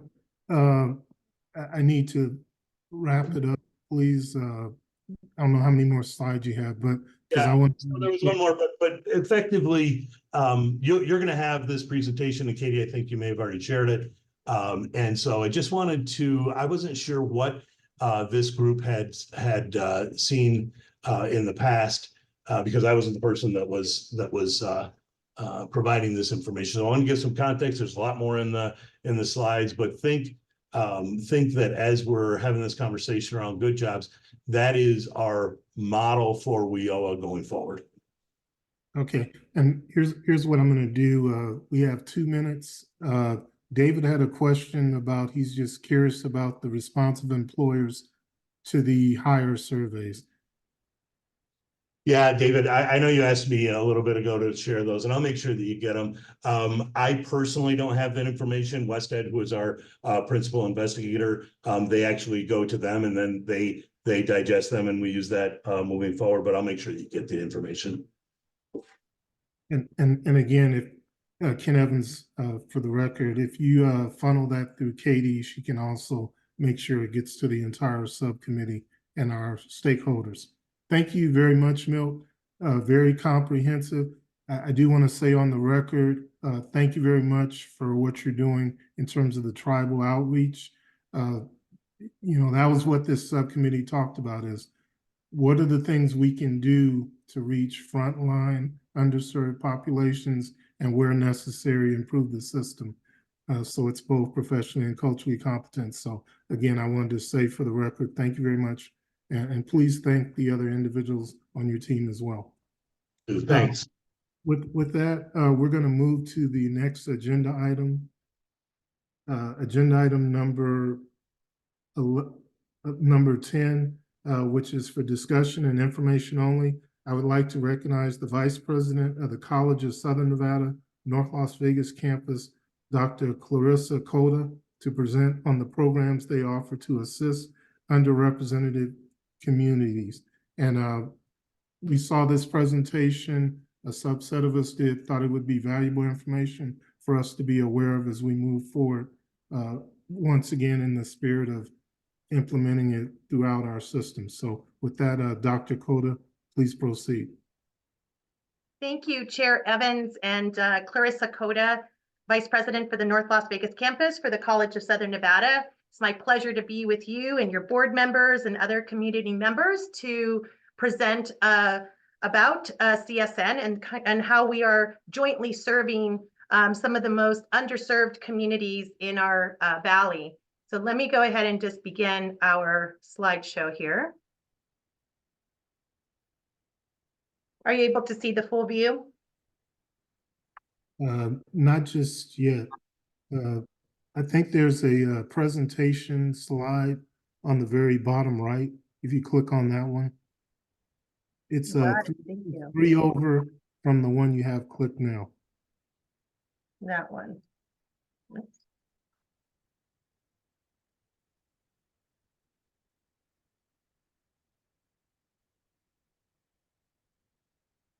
That is not it either. Okay, You know what? We can, I think everybody can see it, plus we'll have a copy, so go ahead and proceed. Perfect. Okay, let's just go ahead and go. And so it's our pleasure. So at CSN, our overall mission is to empower both our students, but the communities as well to be achieving, succeeding, and most importantly, to be prospering at the conclusion of their studies. And that may mean different things for different students. And so as we move through, CSN is on its way to become a leader in the nation now on community colleges. And it's about student success. We're moving the needle and we're seeing successes, but we want to see successes and also in shared governance and also continue our level of excellence. So some of you may be familiar with CSN, but we are a large community college. We're one of the largest in the country. We serve close to 50,000 students. We have 41,000 students on our credit side that comes through our doors every year.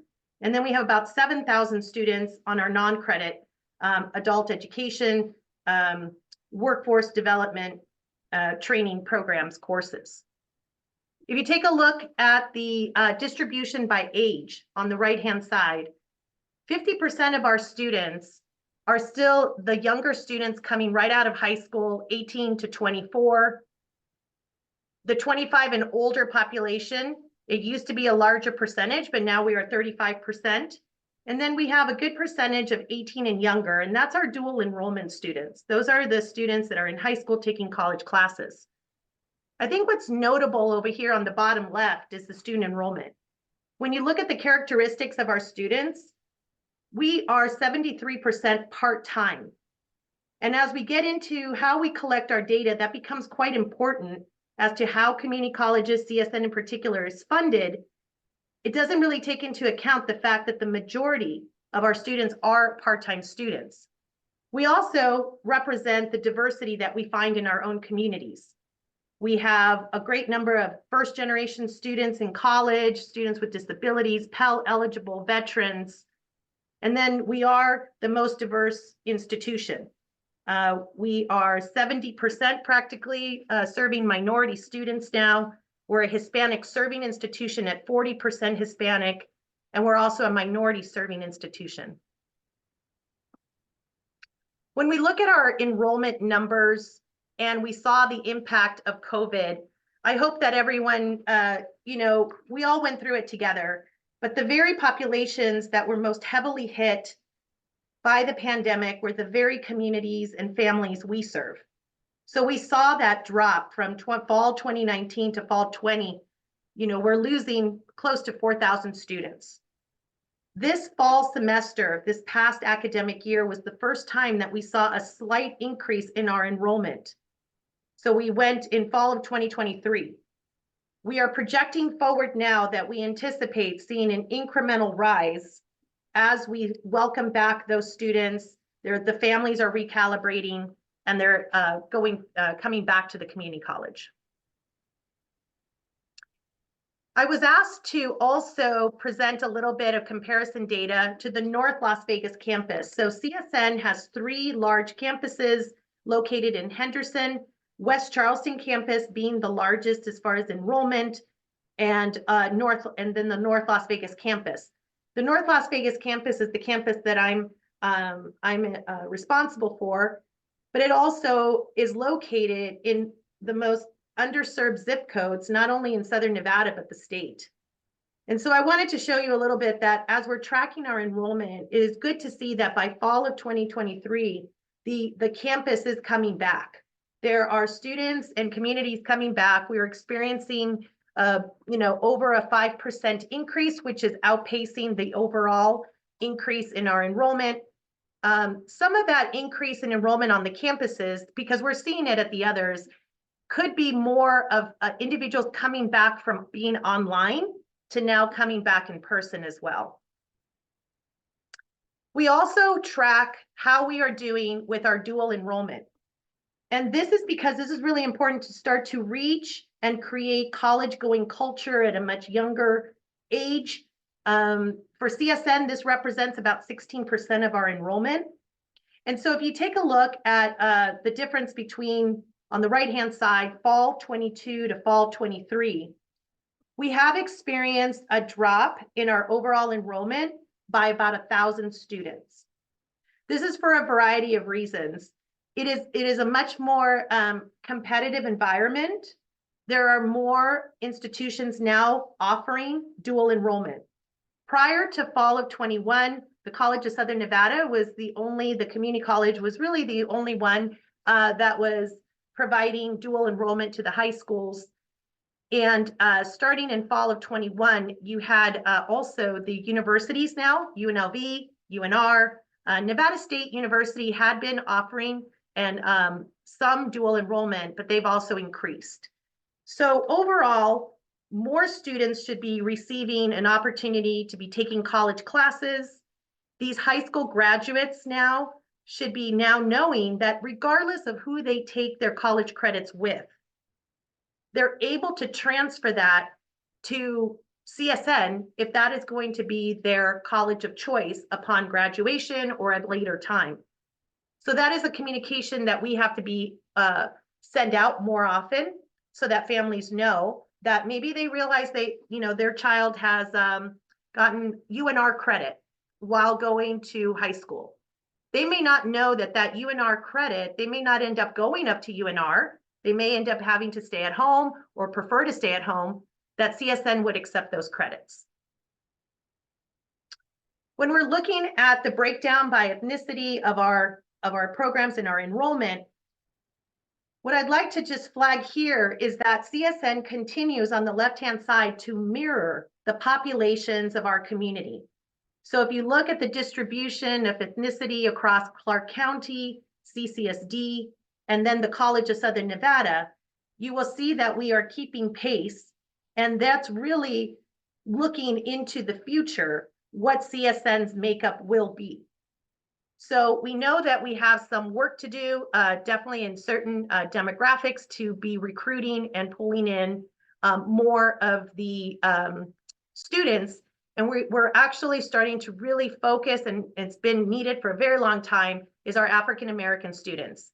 So if you start to take a look at the CCSD percentage of students coming through, and then you look at Southern Nevada, we have a gap there that we need to make sure that we are initiating some very strategic ways to kind of reach these students and get them to come to CSN.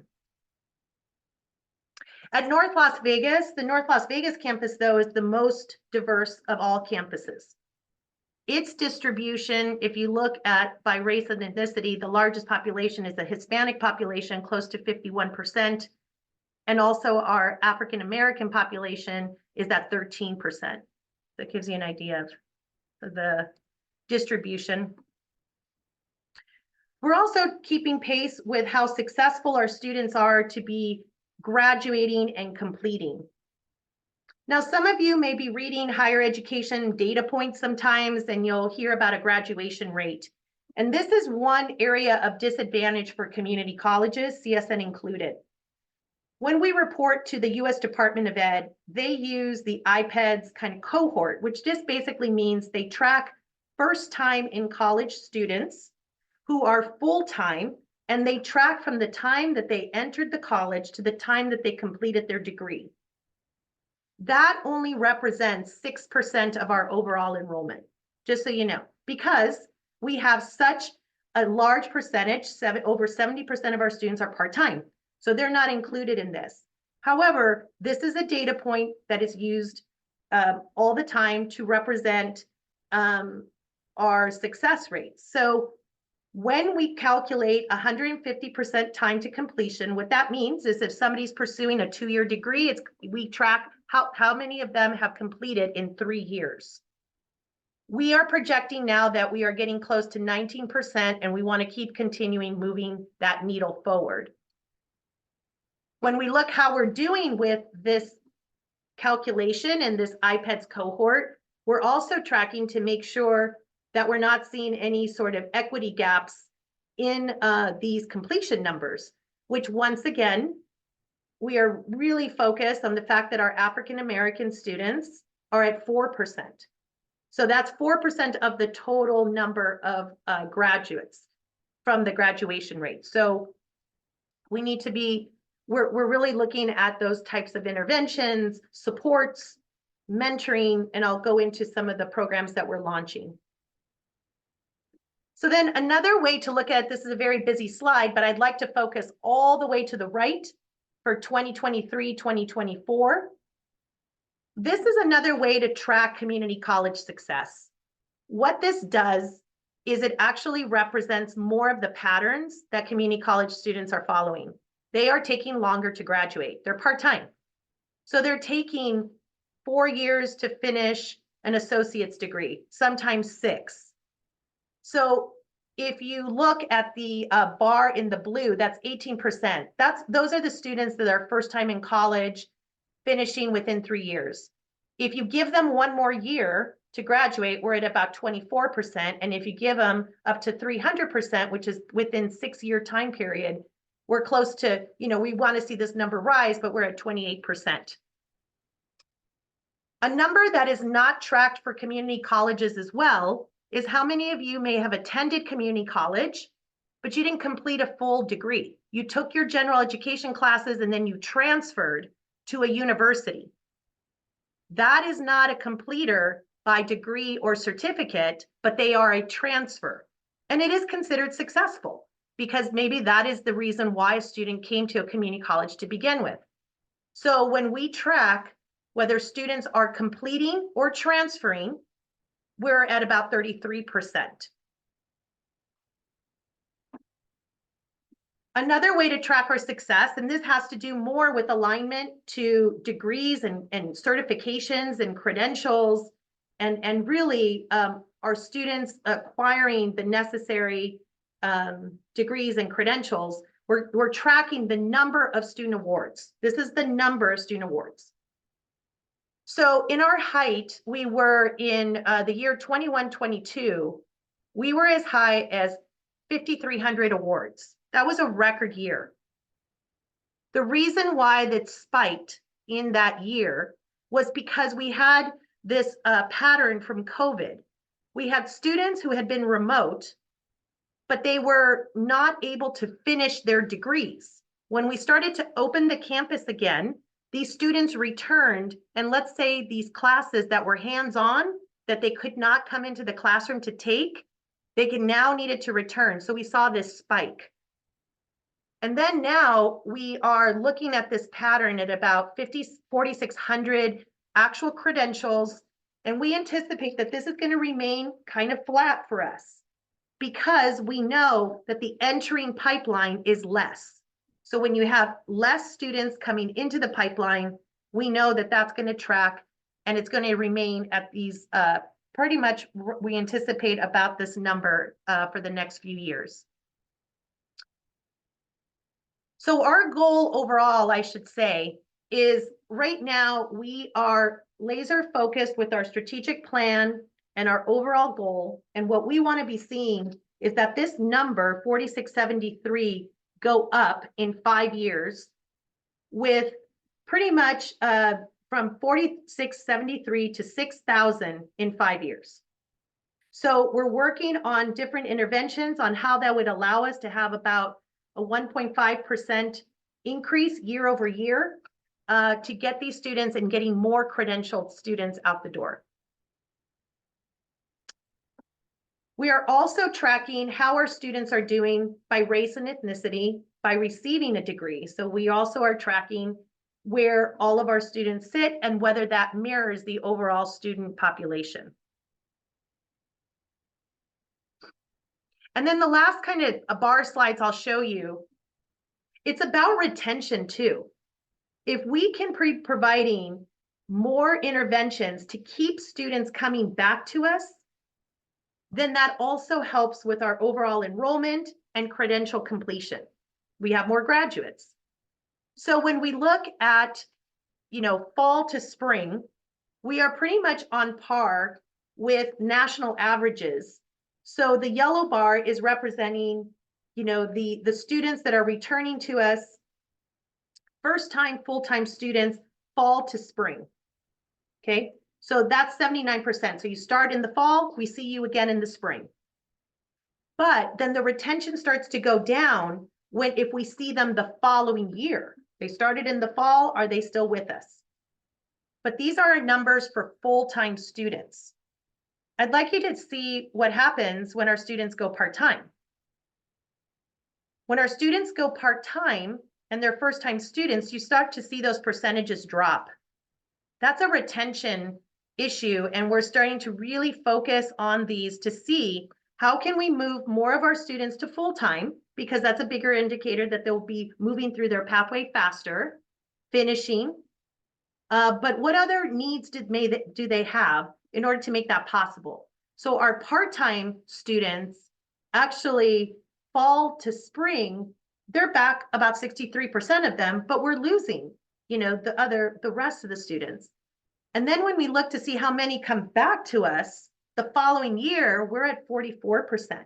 So there is a lot of work to be done here to be encouraging part-time students to move to full-time, but also if they need to remain part-time, what can we do to make sure that they're returning to us the following year?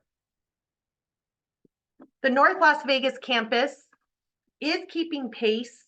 Up on the top left, it's keeping pace from fall to spring. So every term, it's pretty much on par with how the college is doing. But we also need to focus then on the year persistence. Once we have a student, then the percentages of them coming back to us, especially the part-time students, we definitely need to be looking at this for North Las Vegas, because it's pretty much a little bit lower than CSN's numbers.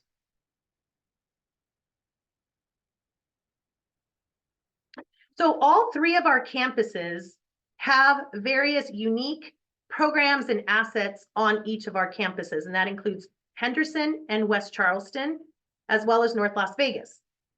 However, for all of our campuses at CSN, we have consistent student services that are proportional to the enrollment at each of the campuses. Every student can complete the general degrees, the Associates of Arts, the Associates of Science, the Associates of Business at every one of our campuses. But after a student completes the first year and they want to now study one of our specialty programs, chances are they're going to have to go to another campus if it's not at their home campus. So for example, for North Las Vegas, we're not duplicating our automotive technology.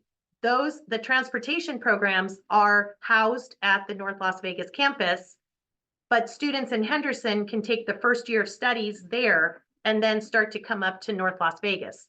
So you'll see the list of the specialized programs that we have. Some of you may be familiar with our culinary programs, our cybersecurity programs, our film production, and so forth. And then we have a great deal of our community assets in our Tyrone Thompson Student Union, the Russell's Restaurant, which is student run, planetarium, the Child Care Center, the Performing Arts Center, and as well as our sports gymnasium that helps to support our 10 CSN junior college sports. But as we were talking about how all of your agencies and areas help to support colleges and universities now, and CSN has been doing this for some time, we're really resourcing student basic need support services. This includes on every one of our campuses, we're working with either partnerships or other funding sources to provide a Coyote Pantry, which is anything from school supplies to hygiene items to food that students can come through at every campus. We have student emergency funds. We have alternative student scholarship funds. This helps to provide a scholarship opportunity for students who may not be able to fill out the federal financial aid forms. And so we have a fund for that. We have the clothing closets to help our students prepare for interviews or maybe for their work environment. We have an inter-campus shuttle that we now have launched once again. So there's a shuttle that goes between campuses. And then we also have bus passes in partnership with the RTC that we provide to our students. I think we gave out close to 700 this past semester. We provide childcare. Our students can qualify for free childcare. We have several grants that can help to support that.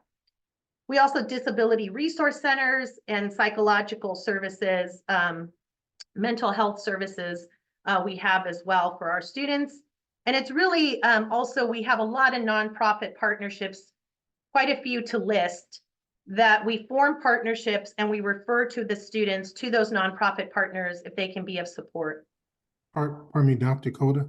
Yes. I see you have a few more slides, but what I wanted to do is if you could wrap up within the next 2 to 3 minutes, because I want to be as respectful of time as possible. Thank you. Perfect. Okay. So the last few minutes, what I will say is that CSN is looking forward to the next biennium that's coming up with the legislative priorities. We are looking at making asks that is going to help things that improve our access, which improves that pipeline. That's dual enrollment, Nevada Promise, the prison education programs. We also want to retain our students. So that's increasing the number of advisors, increasing the number, the mental wellness services, summer academies. We're also looking at addressing a very high need area, which is our minority male mentoring program. So we're asking for funds to be able to properly staff that. And then we're looking at our workforce focused type programs, which is nursing expansion, the ability to benefit program, which is really an integrated model that helps to address 250,000 individuals in our valley that do not have a GED. And we're able to put them through a program that allows them to take their GED and gets into a workforce training program simultaneously. So with that, I will conclude some of you may be aware that our largest CIP project that we're moving forward is with our Northwest campus. So right now that is a legislative ask to support the Public Safety Institute. And so some of you may have seen the sign out there for many years. We have one more year to put some building on that property. And right now we are working with the various agencies to come together to support a Public Safety Institute, which would consolidate the police academy, fire science, public safety dispatcher, and emergency management training. So with that, Chair, I will conclude and conclude my presentation, and everyone else has the rest of the slides. Okay, thank you very much, Dr. Coda. And I think you had a video in there. I did. Do you want to see the video? It's 2 minutes. Yeah, please go ahead with the video. Okay, all right. I'll share with sound.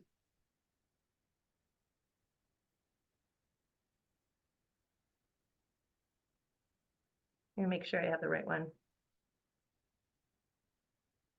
And while we're doing that, I realized that we're coming up on the 4 p.m. hour, so I apologize and beg your indulgence for just a few more minutes to wrap up. But if you do need to leave promptly at 4 p.m., we definitely understand. Yes.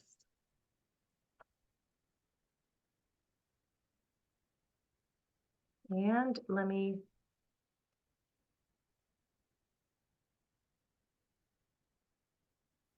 At CSN, Nevada's future is happening now.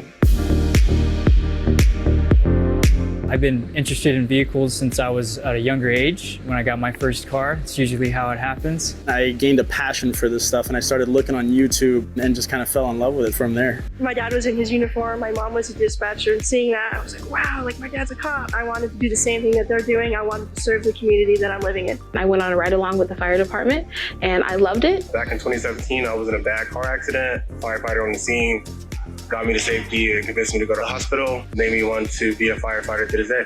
and it led me to this program. The reason why I chose CSN because we have a flexible and affordable classes and courses. There has been a lot of scholarship opportunities here with CSN. My experience at CSN has been phenomenal. We got a lot more practice than I thought we would. It's been very, very hands-on right from the start. We did so many scenarios that by the time I was out in the real world, I felt very comfortable in what to do with patient interactions. You get hands-on, which is the most important thing. It's never too late to start. I'm 42 years old, and it's never too early to start. My daughter, who's 20 years old, is in the same program as I am. I have a lot of respect for the teachers. They've been great to us. They take care of their students, they teach you, they motivate you, they keep pushing you forward until you get it. It becomes easier with them. I found that they were super responsive. They offered great feedback. I would just email them and quickly get a response. One of my professors offered me an opportunity to take an internship down at Tesla. They said I was really good, they liked the way I worked, and they offered me a job. We have opportunities to get first pick at internships and job opportunities in general. They have dealerships like Caliber Collision, you got Friendly Ford. They come around here with the recruiters telling you how great their programs are, their benefits. I'm very interested in going into Nevada Gold Mine just because it's opportunity and I have a job straight after I got a job before even finish or complete my program. Kind of got segued into a job almost immediately before I ended up even graduating. After a year of being a paramedic, I went on to become a critical care paramedic. I partnered up with Patriot Air Conditioning. I was one of their first employees and actually purchased half of the business later on down the road. Never imagined I'd be at a top tier company like Tesla, and that's all thanks to the professors here. My journey through CSN in an education and just as a life journey has been astounding. It's made me a better person. It really has prepared me for what to expect in the real world. Your impact on me has been profound. And I feel better always like, how I went to CSN, you know, like I feel like I'm proud of it.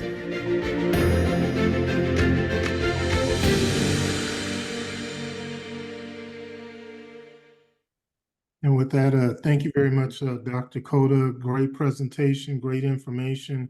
And what I'll share with everyone is thanks for your indulgence, but I really thought it was important for you to see that video and hear it directly from the individuals themselves that are past, present, and hopefully in the future will continue to benefit not only from the CSN North Las Vegas campus, but the entire system for the College of Southern Nevada.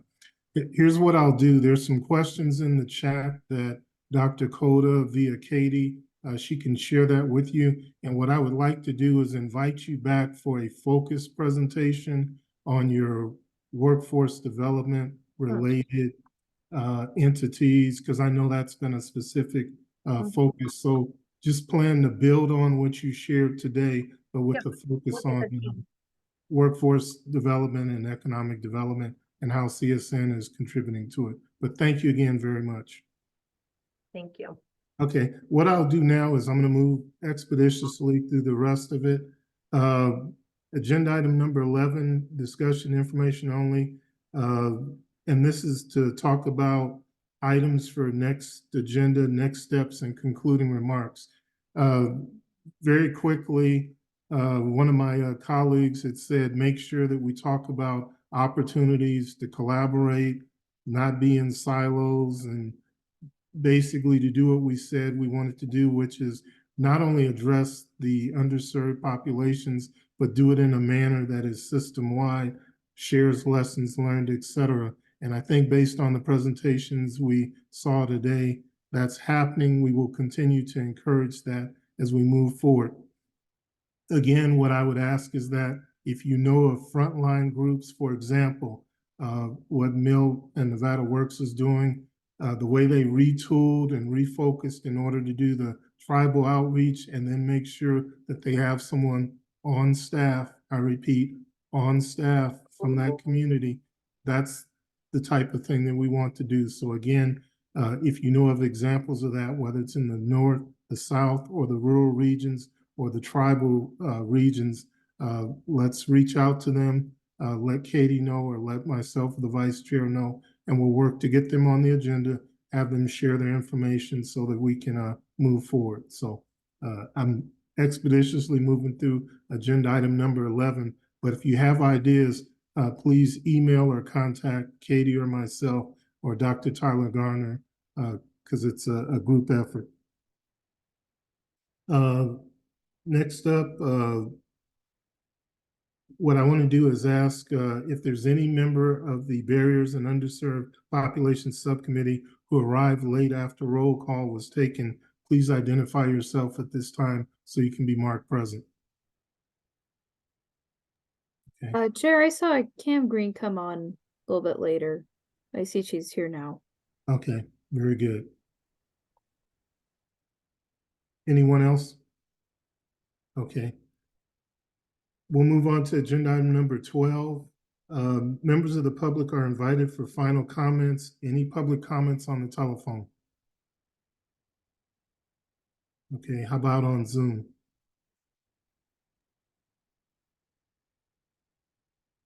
Okay. All right, we'll close out agenda item number 12.